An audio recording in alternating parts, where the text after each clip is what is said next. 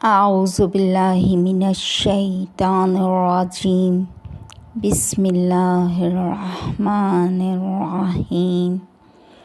کاشانِ بصیرت کے audio book channel کے زیر اہتمام آپ کے گوش گزار ہے کتاب اسلامی تہذیب و ثقافت، جس کے مؤلف ہیں ڈاکٹر علی اکبر ولایتی، مترجم ہیں معارف اسلام پبلشر۔ دوسرا باب ہم پڑھ رہے ہیں اسلامی تمدن کی تشکیل کا پس منظر، صفحہ نمبر 34 سے۔ ابھی جو ہم شروع کریں گے وہ اس ہیڈنگ کے زیر تحت شروع کریں گے: علوم کا منتقل ہونا اور اہل علم و دانش کی دنیا اسلام میں شمولیت۔ عالم اسلام میں علوم عقلی کی پیدائش کا اصلی منبع یونان اور اس کی علمی محفل تھی۔ اگرچہ اکثر علوم بالواسطہ یونانی زبان سے سریانی اور لاطینی زبان میں ترجمے کی شکل میں مسلمانوں کے پاس پہنچے، لیکن ان علوم کا ایک حصہ اسکندریہ یعنی مصر میں اور وہاں کے علمی مرکز یعنی مدرسہ اسکندریہ کے ذریعے مسلمانوں کے پاس پہنچا۔ وہ علوم جو مسلمانوں نے یونانیوں سے حاصل کیے یہ ہیں: ریاضی، نجوم، طب اور علوم طبعی۔ اسلامی دانشوروں کی تالیفات بتاتی ہیں کہ کس حد تک مسلمانوں نے بقراط اور جالینوس، افلاطون، فیثاغورس اور ارسطو کی کتابوں سے فائدہ اٹھایا۔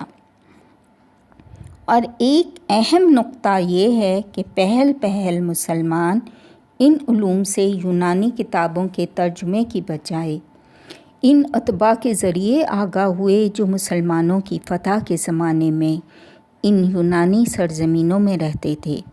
دمشق کو مرکز خلافت کے طور پہ انتخاب کرنا باعث بنا کہ یونانی دانشوروں سے رابطہ کئی گنا آسان ہو گیا۔ کچھ علوم ہندوستان سے عالم اسلام میں وارد ہوئے۔ عباسی دور کے اوائل میں یہ علمی رابطہ برقرار ہوا۔ علوم طب، نجوم وغیرہ میں ہندی کتابوں سے ترجمہ کیا گیا۔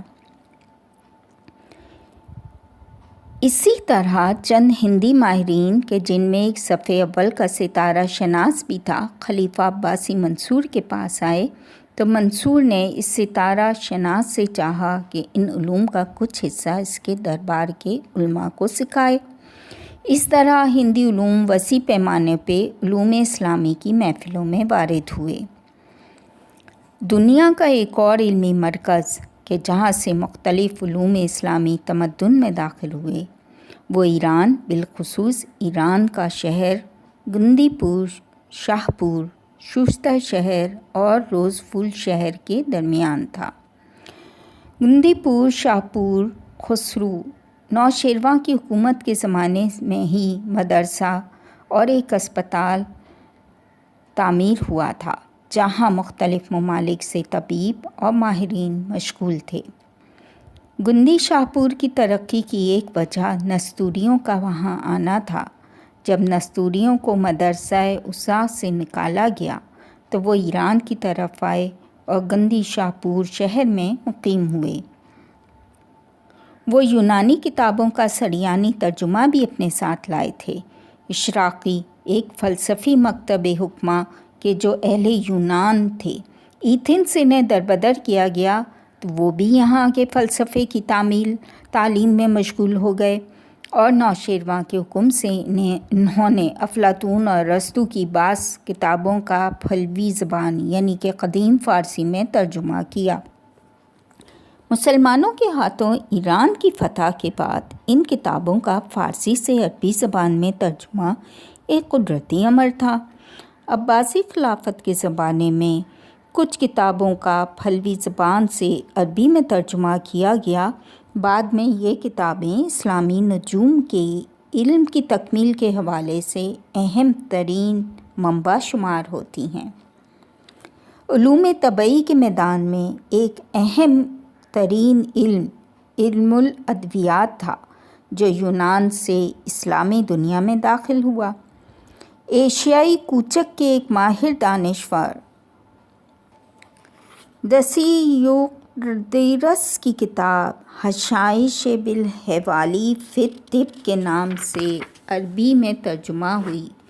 یہ کتاب یونانیوں کے نزدیک بہت اہمیت کی حامل تھی اور عربوں کے ہاتھوں بہت دقیق انداز سے ترجمہ اور تحقیق ہوئی تھی۔ اس قسم کی قدیم اور معیاری کتب کے ذریعے مسلمان علم الادویہ اور طبی مفردات میں ممتاز مقام کے حامل ہو گئے۔ ترجمے کی تحریک۔ فتوحات کے عروج کا زمانہ گزرنے کے بعد جب اسلامی حکومت مستحکم ہو گئی اور مسلمان اسلام کے بنیادی علوم کی تدوین سے کچھ حد تک فراغت پا گئے، تو بعض عباسی خلفاء کے اہتمام اور حوصلہ افزا سیاست کے زیر سایہ اور بیت المال کی بے پناہ دولت سے استفادہ کرنے کے باعث اسلامی معاشرہ آہستہ آہستہ ان علوم اور صنعتوں کی طرف متوجہ ہو گیا جو کہ غیر مسلم تہذیبوں میں موجود تھے۔ اس توجہ کا اصلی سرچشمہ قرآن اور بہت سی احادیث تھیں جو مومنین کو علم و فن کے کسب کرنے پہ ترغیب دلاتی تھیں۔ وہ چیز جو سب سے زیادہ اس تحریک کے اسباب کو فراہم کرنے کا باعث تھی وہ مسلمانوں کی فتوحات، بالخصوص مسلمانوں کا ساسانیوں کی ساری مملکت پہ تسلط اور مشرقی روم کے کچھ مناطق پہ قبضہ تھا۔ ان میں سے ہر سرزمین ایک قدیم تہذیب کی حامل تھی۔ اس سے بڑھ کر یہ کہ 1000 سال قبل یہاں سکندر اعظم نے لشکر کشی کی تھی، جس کی بنا پر ان میں کچھ حد تک یونانیوں کا مزاج رسوخ کر گیا تھا۔ مسلمان فاتحین نے اپنے زیر تسلط سرزمینوں میں سے ایک متحد مملکت تشکیل دی۔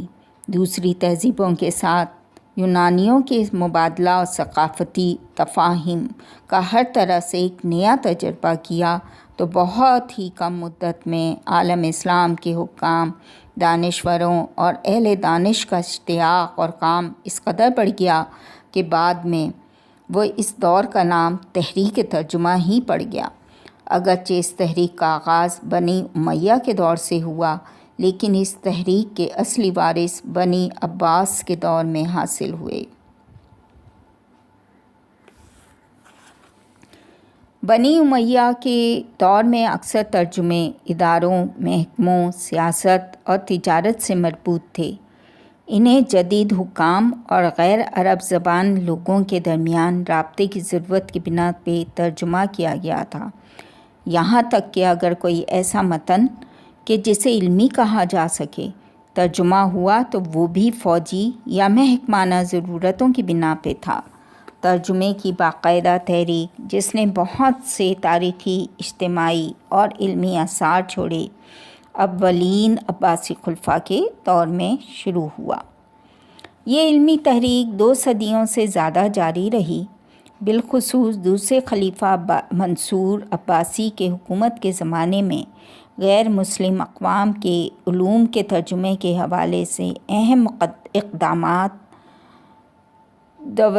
دو روشوں یعنی تحت اللفظی اور بامحاورہ صورت میں انجام پائے۔ اس زمانے میں پہلے ترجمے فارسی سے عربی میں ہوئے۔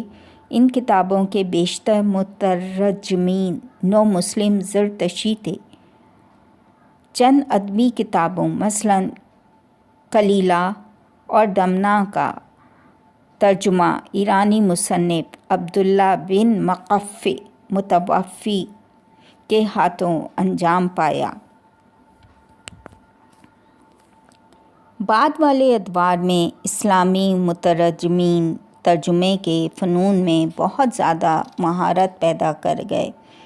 اس فن میں اپنے تجربات کی بنا پر انہوں نے سریانی اور یونانی زبانوں سے عربی میں ترجمہ کیا۔ اس دور میں نستوری مذہب کے حاذق حکیم اور شیخ المترجمین کے نام سے مشہور حنین بن اسحاق، جو یونانی، سریانی، عربی اور پہلوی زبانوں سے تسلط رکھتے تھے، پہلے مترجم تھے جنہوں نے ایک گروہ تشکیل دیا اور ترجمے کے کام کو منظم کیا۔ ان کے فن ترجمے کے شاگردوں میں سے ان کے فرزند اسحاق اور بھانجے ہیش بن اسم تھے۔ حنین بھی دیگر مترجمین کے ترجموں کو اصل کتابوں سے مطابقت دیتے ہوئے اصلاح کیا کرتے تھے۔ عباسی خلافت کے دور میں ترجمے کی اس تحریک کو چند ادوار میں تقسیم کیا جا سکتا ہے کہ ان تمام ادوار میں خلیفہ کے میلان یا دیگر عوامل کی بنا پہ تراجم کی تعداد اور موضوعات میں فرق پڑا۔ ان ادوار کو خاص طور 5ویں عباسی خلیفہ ہارون الرشید کے دور سے یوں ترتیب دیا جا سکتا ہے۔ ہارون رشید کا دور اس دور میں توجہ کا مرکز سائنس کی کتابوں کا ترجمہ تھا۔ یحییٰ بن خالد برمکی جو کہ ہارون کے وزیر تھے، انہوں نے لائق مترجمین کو اکٹھا کرنے کے لیے بہت زیادہ کوشش کی۔ ہارون کے زمانے میں جو شہر مسلمانوں کے قبضے میں آتے تھے، ان کے کتب خانے کا کامل طور پہ بغداد منتقل ہو جاتے تھے۔ یونانی علوم کے پہلے آثار اور تالیفات مثلاً اقلیدس اور مجسٹی کے اصول ہندسہ پہ لکھی ہوئی کتابیں اور تصانیف، ہندوستانی زبان سے طب کے بارے میں تصنیفات کا عربی میں ترجمہ اس دور میں انجام پایا۔ مامون کا دور ہارون رشید کے بعد کچھ عرصے میں مامون مقام خلافت پہ پہنچ گیا۔ جس زمانے میں حکومت اس کے ہاتھوں میں آئی، اس زمانے میں آیات قرآن سے مختلف فہم و تعبیر کی بنا پر علم کلام کی مباحثت عروج پر تھی۔ اس دور میں بالخصوص بہت سے فلسفی تصنیفات عربی میں ترجمہ ہوئیں۔ مامون کے بعد کا دور مامون کے بعد متوکل عباسی کے دور میں ترجمے کا کام اسی طرح چلتا رہا۔ مثلاً حنین بن اسحاق اسی طرح متوکل کے دور میں بھی ترجمے کے کام میں مشغول رہے، لیکن حکومت اسلامی کے مرکز کا معتصم کے دور میں بغداد سے سامرا منتقل ہونا مختلف تصانیف کے ترجمے کی کیفیات میں تبدیلیاں لایا۔ اس تبدیلی کی اہم ترین وجہ بیت الحکمہ جو کہ ایک اہم ترین علمی ادارہ تھا، اس کی عظمت و اہمیت کا کم ہونا تھا۔ تحریک ترجمہ کا اختتام بغداد میں ترجمے کی تحریک 200 سال تک بہت زیادہ کام کرنے کے بعد بتدریج زوال پذیر ہو گئی اور آخرکار نئے عیسوی ہزارہ کے آغاز میں اپنے اختتام تک پہنچ گئی۔ البتہ یہاں تحریک ترجمہ کے ختم ہونے کا یہ مطلب نہیں ہے کہ لوگوں کی توجہ ترجمہ شدہ علوم کی طرف کم ہو گئی یا یونانی زبان سے ترجمہ کرنے والے ماہرین کم ہو گئے تھے، بلکہ اس تحریک کے اختتام کی اصلی وجہ ان زبانوں میں نئے موضوعات کا موجود نہ ہونا تھا۔ دوسرے الفاظ میں یہ تحریک اپنی اجتماعی مرکزیت کھو بیٹھی تھی۔ جدید مضامین کا پیش نہ ہونا یہ مراد نہیں ہے کہ دیگر غیر دینی یونانی کتب ترجمے کے لیے موجود نہ تھیں، بلکہ اس سے مراد یہ ہے کہ ایسی یونانی کتب جو اس تحریک کے بانی حضرات، علماء اور دانشور طبقے کی توجہ اور ضرورت سے متعلق ہوں، موجود نہ تھیں۔